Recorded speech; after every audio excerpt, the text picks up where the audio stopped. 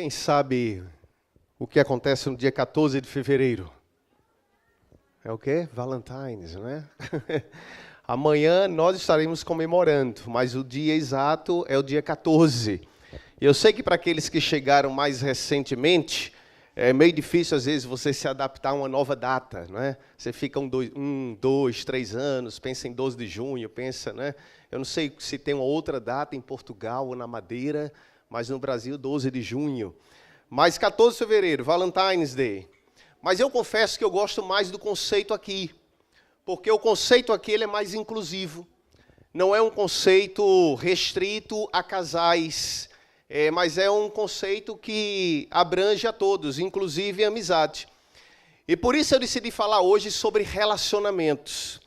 E eu sei que vai causar talvez um pouquinho de movimento, mas eu queria, se possível, que os casais que estão aqui sentassem ao lado um do outro. Tá? Eu vou esperar 30 segundos. Podem sentar ao lado um do outro, os casais. E se você está sozinho ou sozinha, é solteiro, mas você tem um amigo do lado, só não fique sozinho. Todo mundo tem pelo menos um amigo. Abraça aí a pessoa do lado e senta juntinho. Sabe? Podem vir, devagarinho, sentando. Ok? Ok. Só não vale brigar para ver se senta lá ou aqui, tá bom? Então, o objetivo hoje é reconciliação, não é criar problema. Mas, gente, de vez em quando, eu gosto de falar sobre esse assunto. E eu gosto de falar sobre esse assunto porque eu já tô um tempinho na estrada, né? São 27 anos casados, estou há 27 anos, esse é o 27º ano no ministério também. Eu sei que eu sou criança perto de alguns mais velhos aqui, que têm muito mais experiência do que eu, mas com certeza, assim, ao longo dessa caminhada eu tenho aprendido um pouco. E continuo aprendendo todos os dias. E eu entendo que não é fácil falar desse assunto, principalmente quando eu olho para esse auditório e eu vejo que tem um auditório muito diverso. Não é? Nós temos aqui todo tipo de pessoa, e é possível que, se você soubesse de antemão que eu ia falar sobre isso hoje, que você nem teria vindo, por isso que é bom a gente não avisar tudo. Porque eu sei que alguns de nós temos tido relacionamentos difíceis. É possível que você tenha tido relacionamentos difíceis na sua vida. E eu não falo só com seu cônjuge, eu falo de amizades, eu falo relacionamento com os pais, ou os pais com os filhos. É possível. É possível também que os solteiros estejam olhando para mim e dizendo, ixi, lá vem de novo outra palestra, né?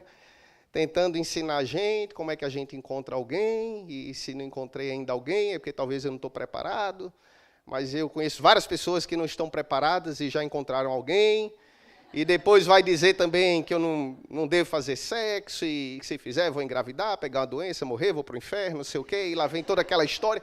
E é possível que alguns iam pensar o seguinte, se eu soubesse eu não teria ido à igreja hoje. Mas eu quero ir direto à Bíblia, abra a sua Bíblia em Mateus 6. E se você tiver alguma coisa contra o texto bíblico, você tem que falar com o meu chefe, que aí o problema já não é mais meu. Está escrito na Bíblia. Mateus capítulo 6.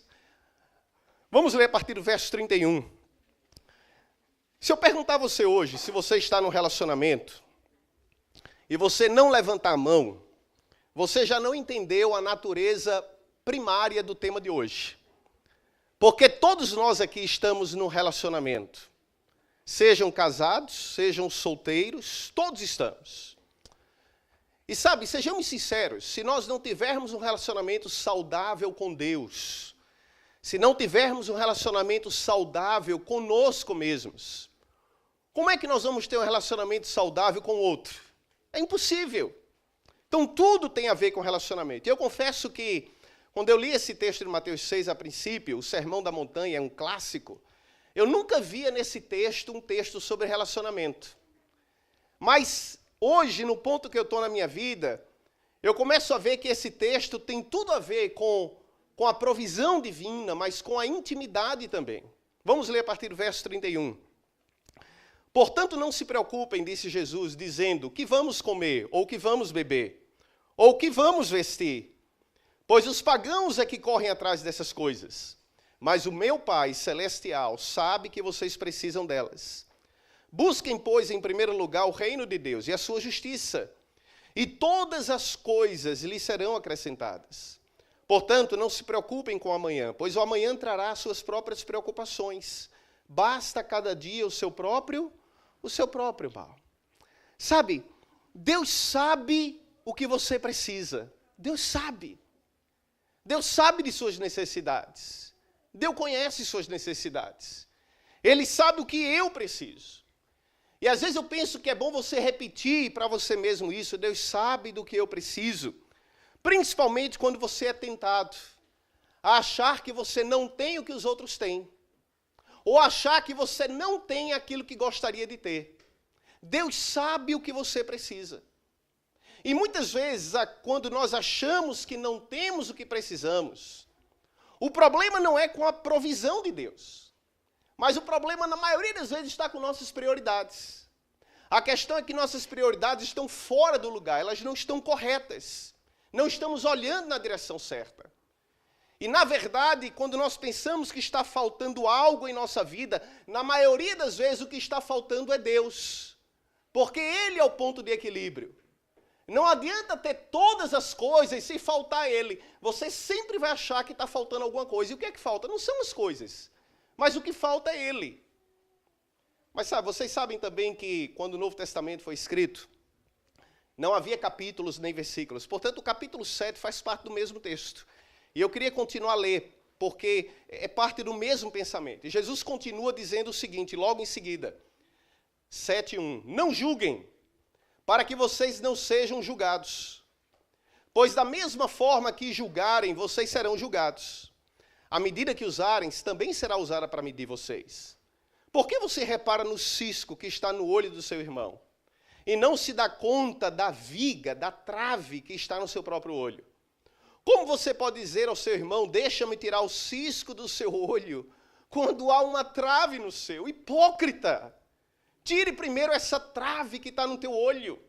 E então você verá claramente para poder tirar o cisco do olho do seu irmão. Não deem o que é sagrado aos cães, nem atirem suas pérolas aos porcos. Caso contrário, estes as pisarão, e aqueles voltar-se-ão contra vocês e despedaçarão. E então o último verso, versos 7 e 8. Peçam, e lhes será dado. Busquem, e encontrarão. Batam, e a porta será aberta. Pois todo o que pede, recebe. O que busca, encontra. E o que bate, a porta se abre. Eu ia chamar o tema de hoje de talvez o foco certo, alguma coisa assim, mas eu já tinha mandado o tema para o pessoal da comunicação, não quis chatear mais ainda para mudar o tema. Mas talvez, depois de estudar um pouquinho mais, eu fiquei pensando que o tema seria, talvez, mantenha o seu foco. Mantenha o seu foco. Sabe, muitos casamentos ou relacionamentos acabam não porque o amor acabou, mas porque o foco se perdeu. Isso é básico. Essa é a razão também porque alguns fracassam na fé. Porque o foco se perdeu. Quando você para de se preocupar com as coisas que Deus se preocupa, a grande verdade é que há um esfriamento natural da fé. O seu foco espiritual se perde. E você vai estagnar na sua relação com Deus. Ou vai perder aquilo que você já ganhou. Assim, muitas vezes, aquilo que nós chamamos de fracasso na vida não é fracasso. É apenas perda de foco. O problema é que você perdeu o foco. E o fracasso veio como consequência disso. É por isso também que quando a paixão que existia no começo do relacionamento, ela desaparece. E alguns olham depois de alguns anos e se perguntam o seguinte, para onde é que foi a paixão? Para onde é que foi o amor? A questão não é que o amor acabou. A questão é que em algum momento você perdeu o foco. E eu sei que é difícil manter aquela paixão inicial. Eu sei que é difícil manter o primeiro amor. Inclusive no relacionamento com Deus. É difícil. É possível, por exemplo, que você está aqui hoje, mas você sabe que o seu amor por Deus já não é mais aquele que era. Talvez você saiba disso. O seu entusiasmo, a sua alegria, o seu nível de comprometimento, o desejo de servi-lo, de estar com Ele, de abrir a Bíblia, de orar, de cantar a Ele, já não é mais o mesmo. E a questão não é que você não ama Deus, mas que talvez você perdeu o foco. E Jesus, a sua igreja, deixaram de ser prioridade na sua lista de tarefas e na sua agenda. Sabe, Jesus aqui em Mateus 6 nos chama a voltar a ter foco. E é interessante que ele usa algumas expressões que deixam bem claro isso. Ele diz busque, ele diz procure, ele diz bata, ele diz peça. Tudo isso com o objetivo de que nós nunca percamos o foco daquilo que de fato é importante. O grande problema, no entanto, nos relacionamentos, é que nós focamos muito no ficar apaixonado. E a gente não se preocupa muito em como permanecer apaixonado. É verdade ou não? Existe aquela visão romântica que é alimentada por todas as comédias românticas que você assiste ou já assistiu na vida e que mostra que o apaixonar-se é a parte legal. Essa é a parte legal do relacionamento.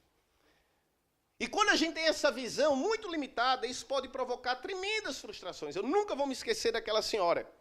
Um dia ela veio me procurar, eu era pastor no Brasil, ela era membro da minha igreja, uma líder da igreja, e ela disse, pastor, eu vim conversar com você uma coisa, queria contar, eu preciso desabafar com alguém.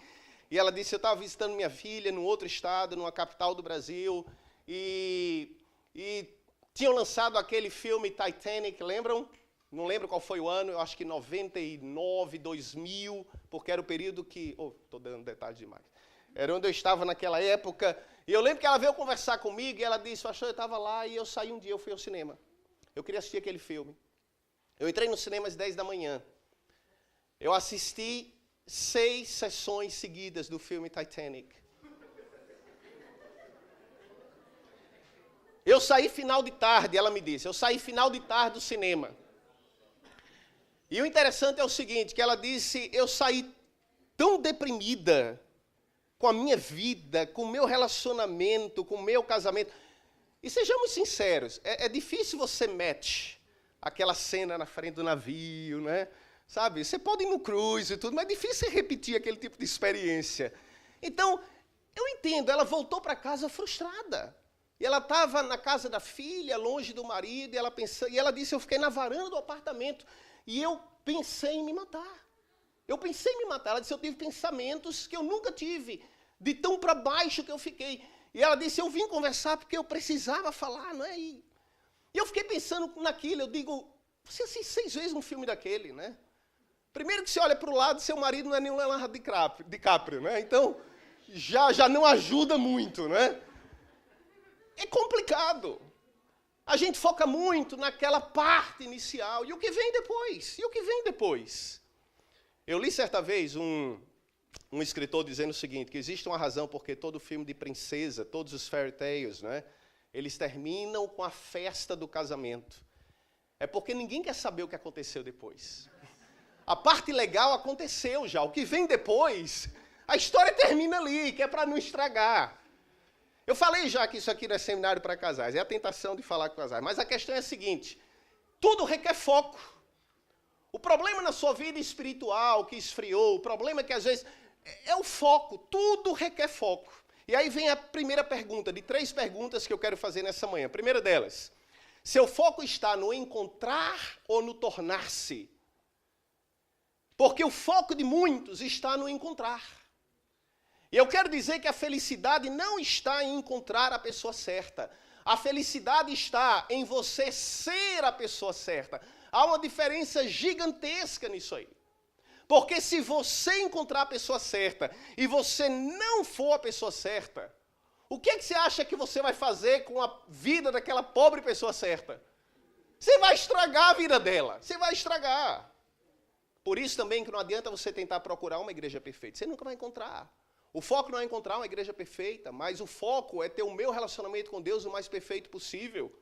Sabe, eu não estou dizendo aqui que se você, por exemplo, está sozinho, está sozinha, é porque você ainda não é a pessoa certa, ou não é isso que eu estou dizendo.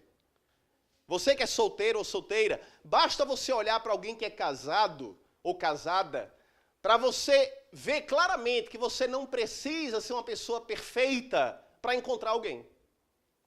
Eu sou a maior prova disso. E Ângela que o diga. Longe da perfeição. Mas mesmo assim encontrei alguém. Mas sabe, não é isso. Mas você tem que pensar no foco. E o foco não é encontrar, mas é a pessoa certa em primeiro lugar, em seu coração. Não existe relacionamento nesse mundo que vai dar certo, porque o seu problema é com você. O seu problema é mais profundo. Você, por exemplo, não pode controlar quem entra ou não em sua vida. Você não pode controlar. Você conhece pessoas, desconhece pessoas, encontra pessoas, não é? A vida é muito dinâmica nos relacionamentos. Você não pode controlar quem entra ou não na sua vida. Mas você pode controlar uma coisa: aquilo que se passa em seu coração. Isso você pode controlar.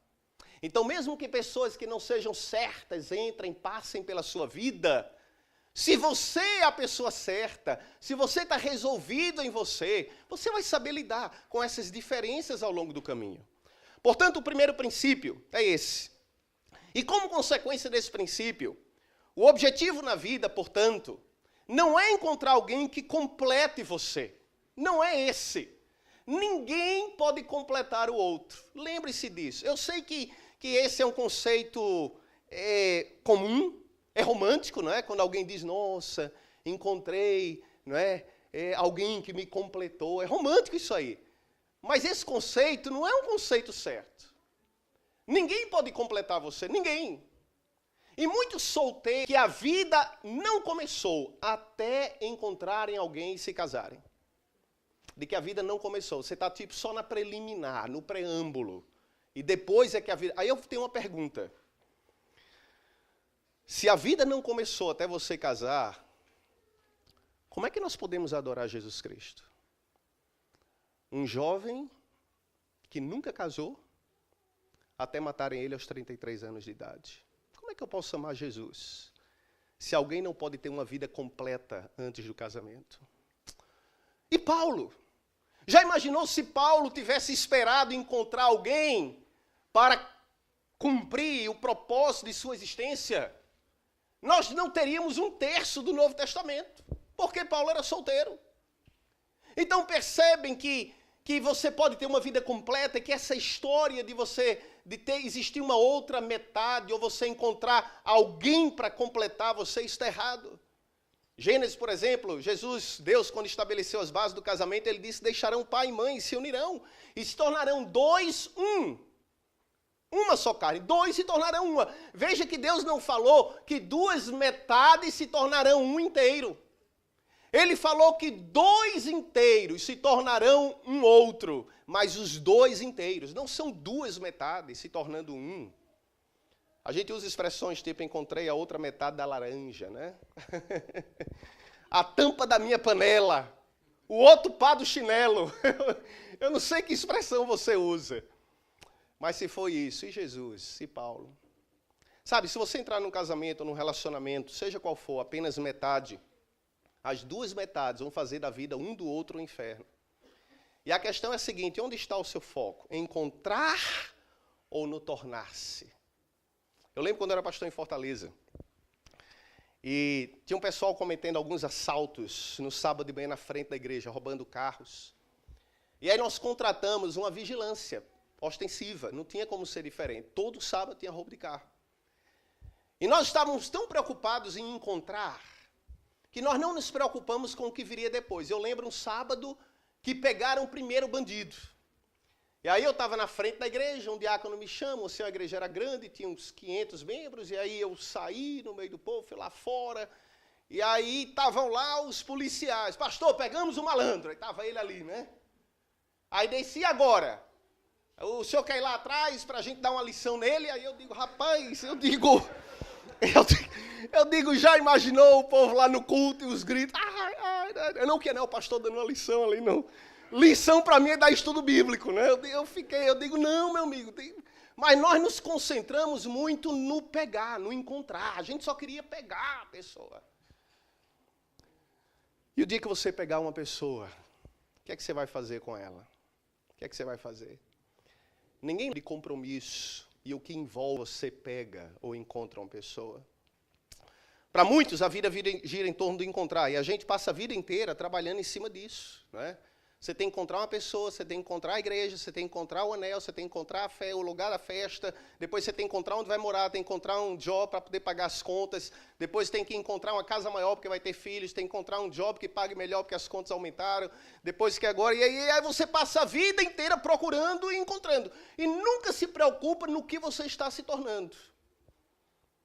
Onde está o seu foco? No encontrar ou no tornar? Segundo lugar, Seu foco está no futuro ou no agora? Porque veja o que Jesus disse. Não se preocupe com o amanhã. E quando Jesus disse que a gente não deve se preocupar com o amanhã, não é porque não é razoável se preocupar com o amanhã. Não é porque não é importante se preocupar com o amanhã. Mas é porque não funciona. Você não pode viver hoje pensando no amanhã o tempo inteiro.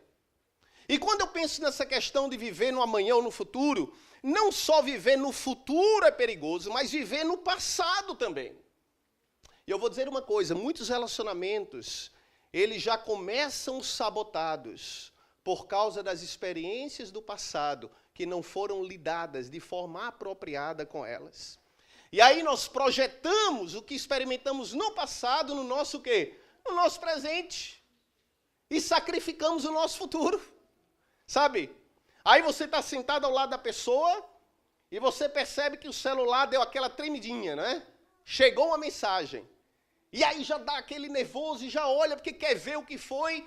O problema não é que você não confia na pessoa que está ao seu lado. O problema é que coisas já aconteceram no passado, que não foram lidadas de maneira apropriada. E você traz para o seu relacionamento hoje problemas que aconteceram no passado. Esse texto ele também fala sobre não viver demais no futuro. E sabe, eu vou dizer uma coisa, viver no amanhã é muito tentador. É ou não é? Porque a vida no amanhã é perfeita. Quando a gente projeta o amanhã, a vida no amanhã é perfeita. Os bebês não estarão mais usando fralda. As crianças já estarão na escola. Os que estão na escola já terão saído da escola. Os que estão em casa já não estarão mais em casa. Você que está trabalhando já estará aposentado. E a tentação de projetar a vida sempre para o futuro é muito grande. E você se esquece que para poder chegar naquele futuro imaginário, você tem que passar por onde? Tem que viver o presente. Você tem que viver agora. E viver da melhor maneira possível. Há muitas pessoas que passam a vida inteira, quando eu tiver isso, quando fizer isso, quando. E Jesus disse, não se preocupe demais com o dia de amanhã. Não viva no amanhã. Porque você tem que viver o dia de hoje da melhor maneira possível. Mas a gente sempre olha para o que a gente não tem como sendo melhor, não é assim? Por isso que quem está solteiro, geralmente quer o quê? Casar.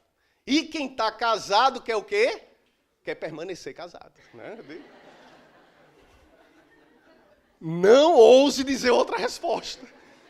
Não ouse, né? Se não quiser levar um beliscão aí do lado.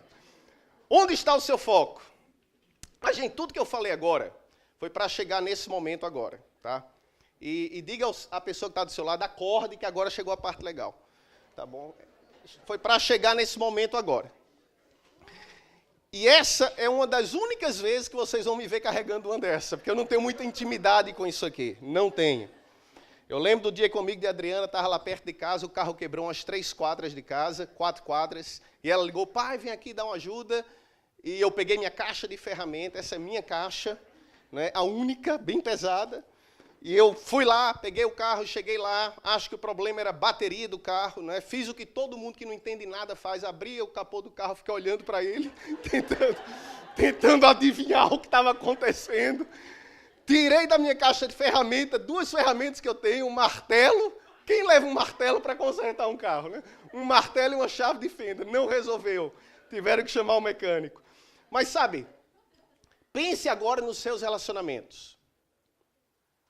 E eu vou dar aqui 2 princípios. A aplicação é universal. Você pode aplicar para o que você quiser. Amizade, casamento, relacionamento com Deus, ok? Qualquer relacionamento. Mas eu vou pegar a primeira ferramenta. A primeira ferramenta que é fundamental no relacionamento é essa aqui. O que é isso aqui? É uma lupa. Fundamental. É a capacidade que Deus te deu de aumentar aquilo que você quiser ou escolher aumentar nos seus relacionamentos. E veja que Jesus disse em Mateus capítulo 7 o quê? Quando você faz daquele pequeno cisco que está no olho do irmão uma trave, o que é que você está fazendo? Você está aumentando no olho dele. Deixa eu ver se tem algum cisco aqui. Você está aumentando no olho dele aquilo que você escolheu aumentar. Você está enxergando aquilo que você quer ver. E um princípio básico na vida é que você vai encontrar o que você está procurando. Se você procurar, você encontra. Se procurar defeito, encontra. Se procurar qualidade, encontra. E eu vou dizer uma coisa.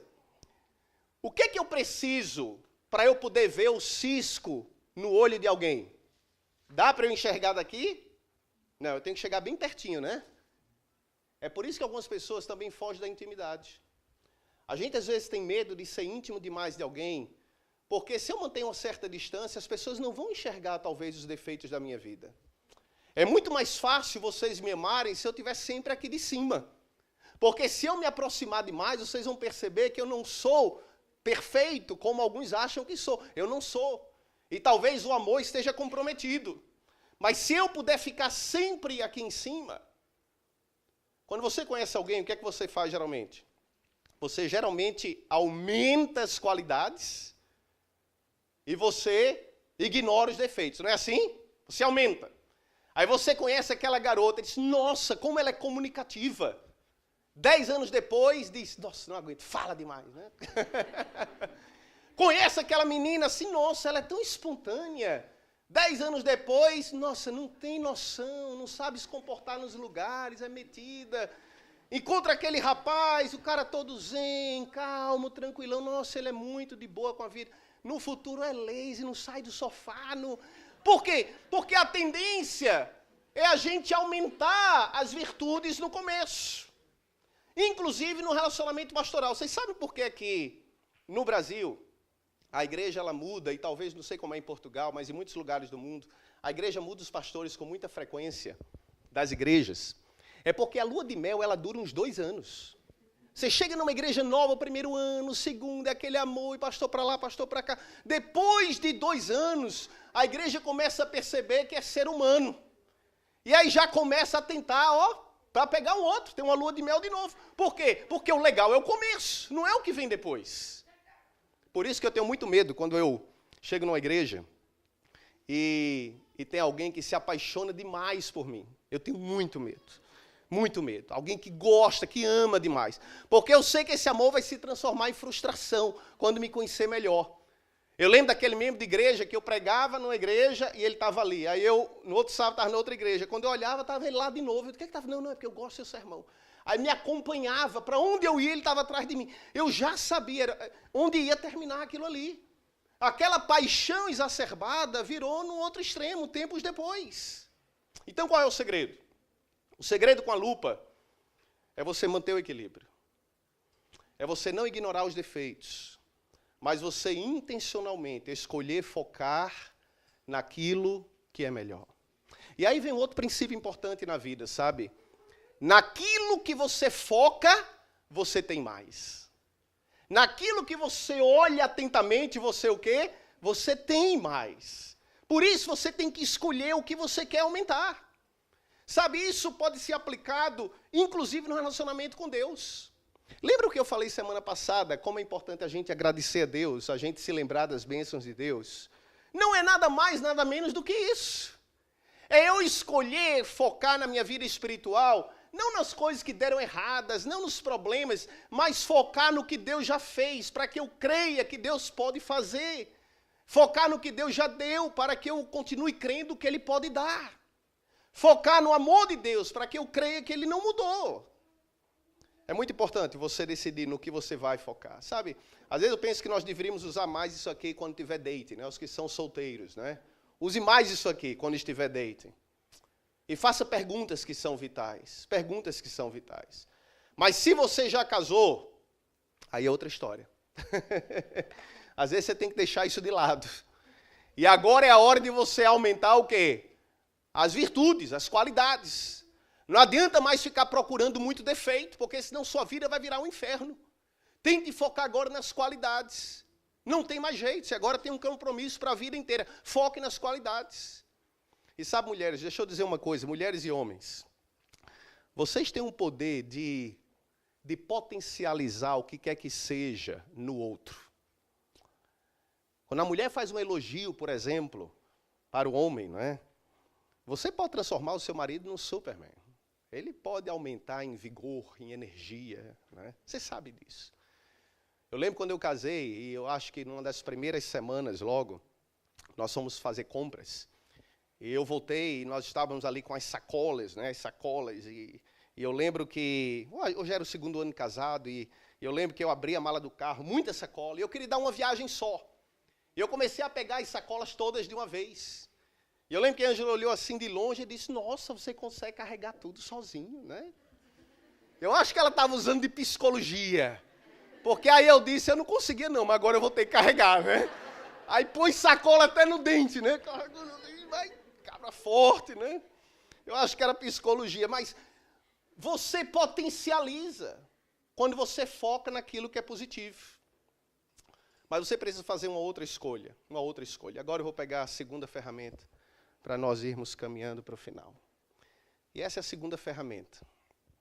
É importante a lupa? Mas é importante isso aqui também no relacionamento.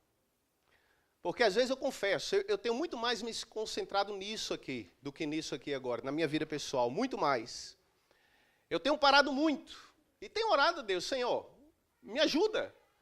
Me ajuda a ver o que eu preciso ver. Me ajuda a mudar o que eu preciso mudar. E sei que tem muita coisa. Porque eu já tentei mudar os outros, e os outros não mudam. Eu já tentei mudar a minha mulher, ela não muda. Então quem tem que mudar sou eu. Eu que tenho que mudar. Me ajuda a mudar.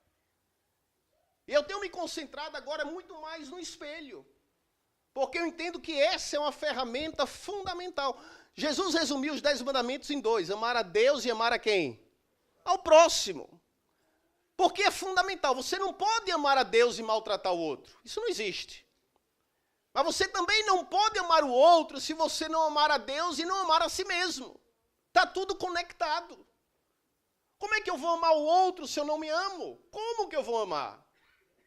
E amar as pessoas não é fácil. Você precisa ter intencional e ter Deus no coração. Ontem, eu estava na academia de manhã e eu estava na bicicleta. E chegou um senhor e sentou ao lado, na bicicleta ao lado. E fazia muito... Eu digo um senhor porque realmente ele deve ter por volta dos seus 65 anos, então ele é um pouco mais velho do que eu. Um pouco não, muito. Né? Senão vocês vão pensar que eu estou lá pertinho, né? E aí eu olhei para ele assim, e fazia tempo que eu não via. Aí eu disse, nossa, que bom te ver aqui e tudo mais. Aí ele, não sei o quê. Aí ele disse, comentou alguma coisa. Aí eu digo, eu lembro que você tinha feito uma cirurgia. Ele, não, mas a cirurgia já ficou para trás. Eu disse, mas e aí, como é que está a vida? E aí ele olhou para mim e falou de cara assim, disse, não, eu tive um stroke.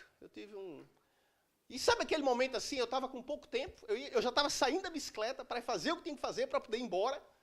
E naquele momento que ele falou isso, na minha mente eu já parei, eu disse, bem, minha agenda já ficou de lado. Se ele falou isso, ele precisa conversar. E eu parei a bicicleta, ele acabou parando também. E eu fiquei uns 10 minutos ali conversando com ele me contando o que tinha acontecido, tudo mais, que ele realmente caiu, não foi uma coisa... E eu disse, cara, é um milagre, só você estar aqui já é um milagre. Ele disse, e a gente ficou ali conversando. Mas sabe o que eu estou dizendo é o seguinte, é que só Deus pode colocar na gente esse amor e tem que ser intencional. O natural para mim era ficar mais preocupado com o meu dia, com a minha agenda, as minhas coisas. E quando a gente pergunta se alguém está legal, está bem, a gente nunca espera uma resposta como essa. E quando alguém dá uma resposta como essa, é um choque. E é um pedido de socorro. Porque quando a pessoa diz isso, é porque ela precisa conversar, senão ela não diria. Ela diria, não, está tudo bem. E ela iria fake, iria seguir a vida.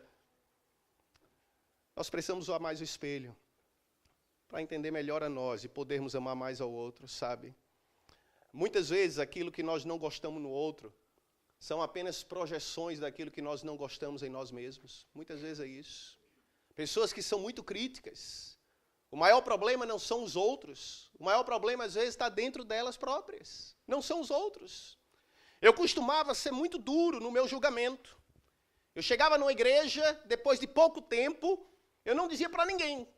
Mas eu já tinha aqui uma radiografia da igreja na minha mente. Eu já sabia na minha mente quem é legal, quem não é, quem vai para o céu, quem não vai. Quem é, sabe, eu já fazia esse filmezinho na minha mente. Era uma coisa natural. E pastores conversam. Geralmente, quando você assume uma igreja, muitas vezes o pastor anterior, ele vem conversar com você para passar aquela visão da igreja, tudo mais, né? Isso não aconteceu comigo e com o Daniel, né? O segredo de vocês estar seguro com ele. Nós nunca conversamos sobre nada aqui a respeito da igreja. E eu não gosto de fazer isso. Não gosto. Por quê? Porque eu não quero já começar num lugar com preconceitos ou com ideias que são fruto do relacionamento de outro com alguém. Mas sabe, eu era muito duro. E eu comecei a entender o seguinte: Senhor, eu preciso me amar primeiro. Eu preciso entender que eu estou numa jornada. E quando eu entender que eu estou numa jornada, eu vou entender que o outro também está numa jornada. E que assim como eu preciso me aceitar, eu tenho que aceitar o outro. E eu confesso que Deus tem tirado um peso do meu coração. Eu tenho me livrado dessa tendência. Porque eu aprendi a me amar mais nos meus defeitos, nas minhas limitações, nos meus pecados ainda não vencidos. Eu aprendi a me enxergar melhor. E não a minha projeção daquilo que vocês veem aqui, mas aquele que de fato sou. E quando eu comecei a enxergar isso mais claro, Deus foi abrindo meu coração para amar o outro e aceitar o outro de maneira mais clara também. Mas eu quero terminar hoje fazendo as perguntas com as quais nós começamos. Qual é a tua preocupação na vida? Qual é o teu foco? Qual é o teu foco? É procurar? O teu foco é encontrar alguém? O teu foco é encontrar alguma coisa na vida? O teu foco é encontrar uma outra metade? Não faça isso.